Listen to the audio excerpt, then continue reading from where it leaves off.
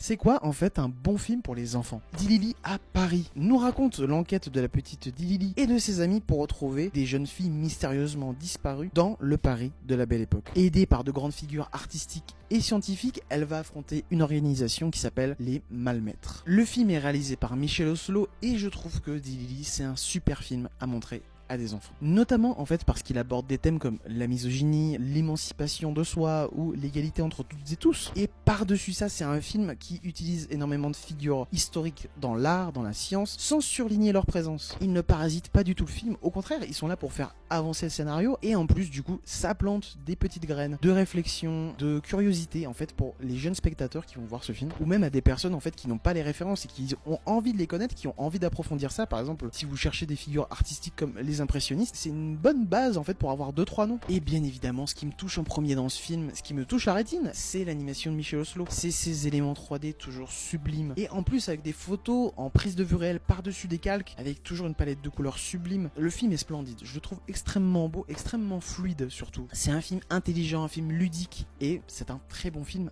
à montrer à des enfants. En fait, c'est juste un excellent film. En fait, c'est ça la bonne réponse. Il n'y a pas d'excellents films pour les enfants. Il y a juste des très bons films à montrer à des enfants. Donc allez voir ce film et bien évidemment revoyez Kirikou, revoyez Azur et Asmar, ça défonce toujours autant.